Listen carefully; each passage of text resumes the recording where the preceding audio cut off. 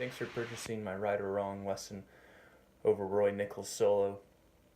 In this video we're going to take a look at his solo, talk about just all the different licks and different devices he uses through it, and then we're going to talk about some of the things we can apply to our own playing. First off though, let's go over the chords to Right or Wrong. Right or Wrong is in the key of G, and we're going to start on the 6th chord, and we're going to make it a 7th. So our 6th in the key of G is an E7. So we've got 2 bars of E7, and then you have 2 bars of A7, it's a 2 in the key of G. We have 2 bars of D7, 2 bars of G. So play that back to you. 1, 2, 1.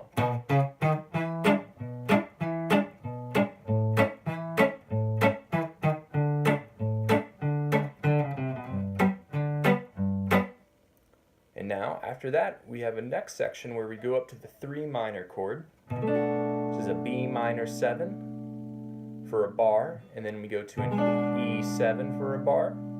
So that you could think of as a 3, 6, B minor's a 3, E is the 6. Then we come down to a 2, that's an A minor 7, and then a 5 as the D7. And each one of those is a bar, so it would be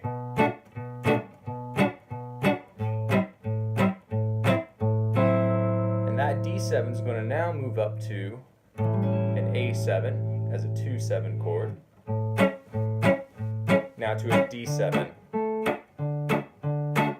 and that would move back up to an E at the end there. This is the first part of the changes for Right or Wrong, and this is the part that Roy solos over.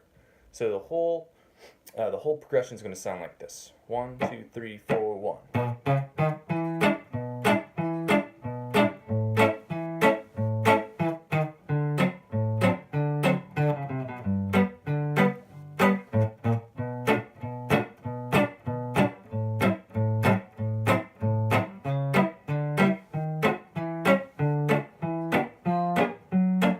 And then that would get us right back to E. So to kick off the solo, and talking about the solo I should say, let me just play through it in a slower speed than the tempo so we can hear it really precisely, and then we'll start going over it. So we're going to go 1, 2, 1, 2, 3, 4.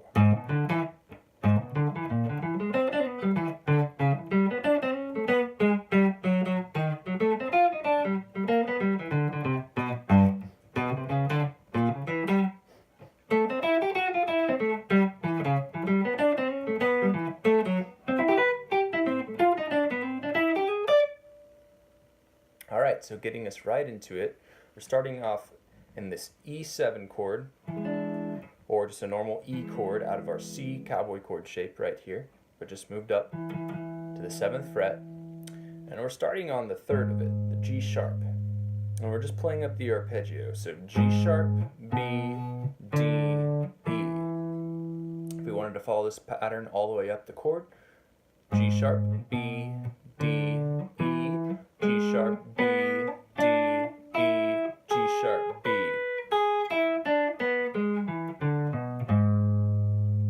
So we're just playing the first 4 of it. And then we come back and play. And we're landing on the flat 5. So this is the 5, is the B, E, G sharp, B, or 1, 3, 5. So we've got. And then we're just going to keep going up the pattern as if nothing happened with D, E, G sharp. So rhythmically it's 4. And we're going to land right on this 5th right here, the 5th fret, and this is over our A7 chord now, and we go. And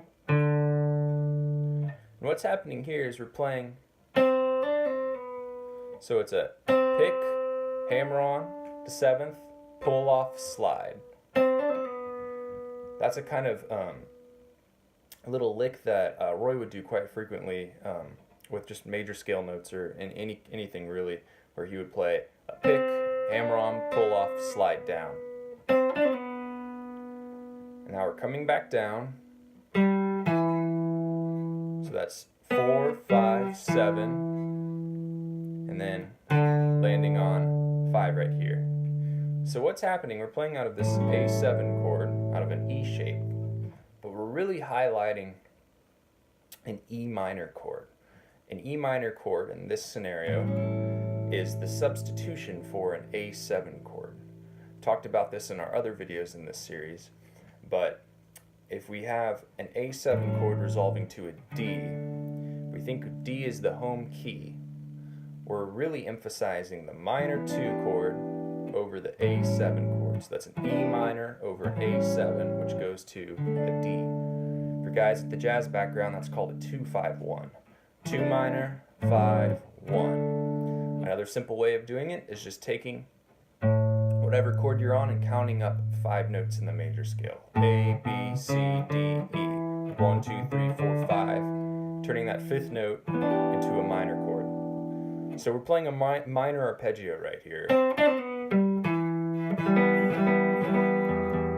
So that's an E minor. B, G, D, or E, then D. And then, in bar 4, we're coming back into the A7 territory by landing on our C sharp, working our way back up. So C sharp, E, G, B. It's a nice arpeggio because we're not playing the A, we're playing the 9 instead, which is the B. So it gives us a little color. Think your T-Bone Walker kind of chord here at the 4th fret. And then we're playing the 7th and sliding right here into the 7th here, getting ready for this D7 chord. So altogether, that A7 lick is.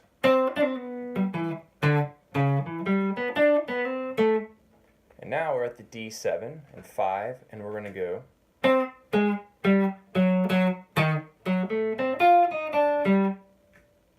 So what's happening here is one of 2 options we can view it as. We're playing out of this chord, or we're doing what we just did and putting a minor sub, an A minor for the D7, because we just go 1, 2, 3, 4, 5 out of the D major scale, get the A as the 5th note, make it minor. And we're playing out of this shape clearly, where we go 5, 6, 5, 4. And that, we're playing out of this, and we're landing down in this D7 here with the F sharp. It's a normal D7 kind of blues jazz chord. Playing the flat 9, it's an E flat, and then going up the arpeggio. F sharp, A, C, F natural, E flat, D. So a lot of people will ask, like, what's really happening here? It's called a tritone substitution. It's when we take whatever chord we're on, so in this case a D, and we count up 5, 1, 2, 3, 4, 5, flat the 5. That's an A flat. And what we do here now is, instead of playing a D7 tones, we play A flat 7 tones, or A flat 7 13 tones if you want. You can add that. So what's happening is we're playing this E flat, which is part of the A flat chord. It's acting as the 5 of A flat. Playing the F sharp, which is acting as the flat 7 of A flat. Another way to say that is a G flat. We're playing the A, which is acting as the flat 9.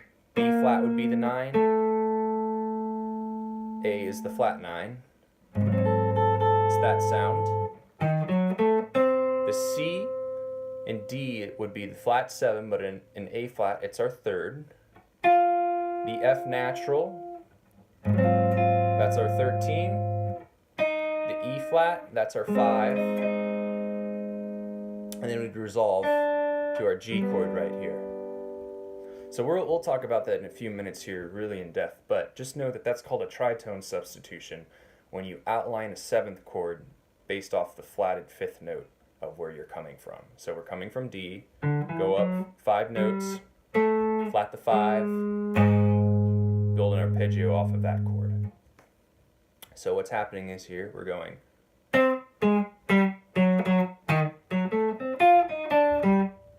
and just playing into G here, and now a little blues lick, and that's just playing 5, flat 3, 3.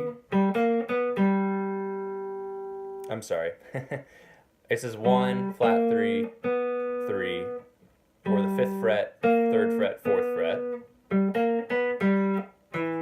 and that's the 1, the 6th, that's E, the 5th, that's D, the 4th is C, the 2nd or 9th is B, and then 1. Sorry. And that's going to get us to the B minor. So to play all that very, very slowly, let's back up to number 1 and go. Here's our E7, so we've got, and then we're going to play the A7 here.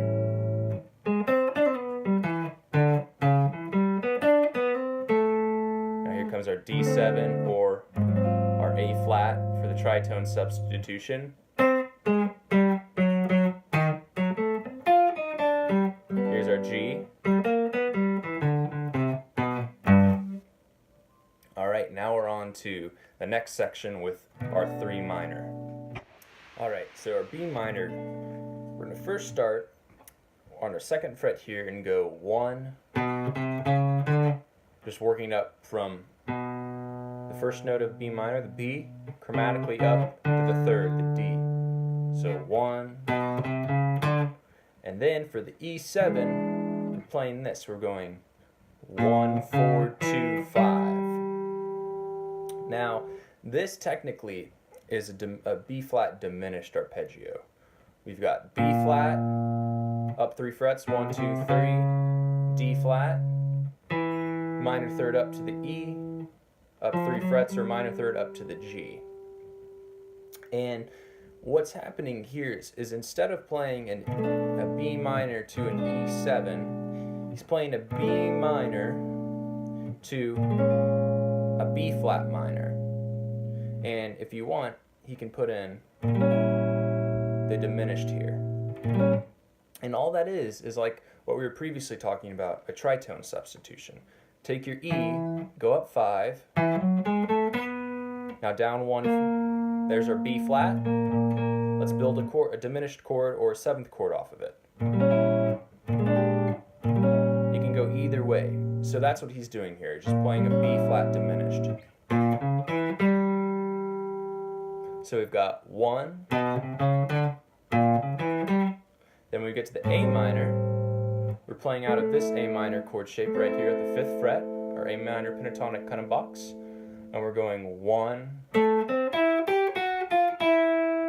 and that's just arpeggiating up, A, C, E, 7, 5, 5, 8, 7, 6, just down chromatically, G, F sharp, F, 1, and here comes the D7, or the D9, and we're playing 5, 5, 5, or 7, 5,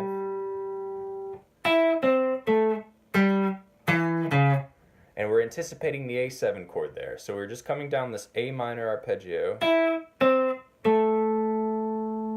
So we've got 5, 5, 7, 5, 7, 4, and now we're at the A7. So to play this, the 9 through 12, or the B minor 7, E7, A minor 7, D7, we've got 1, then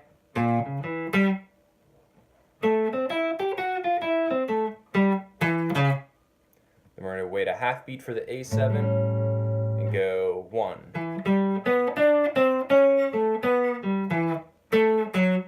So utilizing that kind of E minor substitution that we talked about, we've got E, G, B, D, and then straight into A7 here. Hammer on from 5 to 6 is a little blues lick. Blues lick resolution, I should say. So it's 1, back up to the B, nice little arpeggio down, and then playing A to F sharp. And that's just 1 to 6, or you could view it as he's getting ready for the D7 chord by playing the 5th and 3rd of D7. So that A7 lick is 1.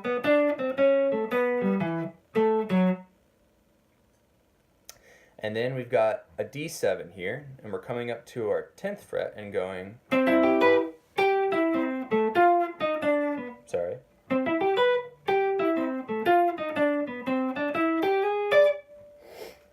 And what that is, we're playing a really pretty chord here. It's technically a C major 7 chord, but it's got some notes in it that sound really nice over the D7. We've got our flat 7 as a C on the 10th fret, our E as a 9 on the 9th fret, our G as an 11 of D on the 8th fret, and our B as our 13 of D on the 7th fret. So if you want to hear it in context, it's that kind of sound.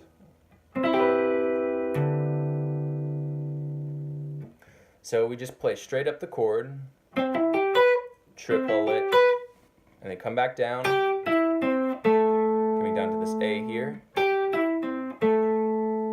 And then we do a little altered line where we go F, E flat, D. And then B, C, D, E, G, G sharp, D.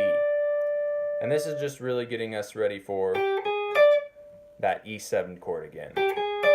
We're playing out of the E there. So we've got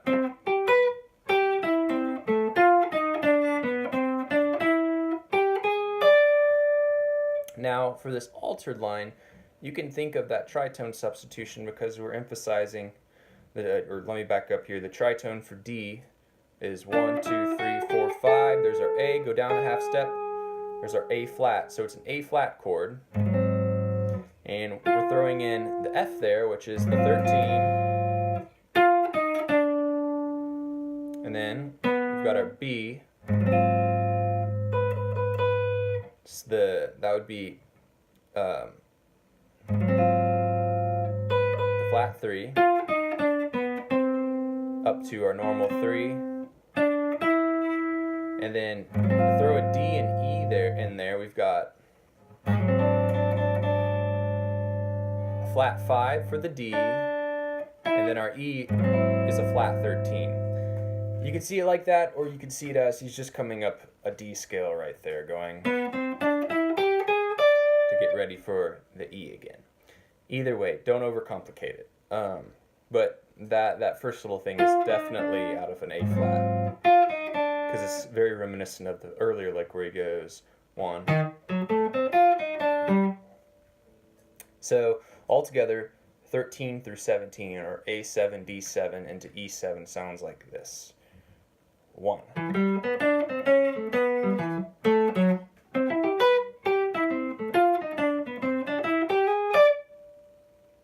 Alright, now we're going to talk about how we can apply some of these licks and twist them around in our own playing.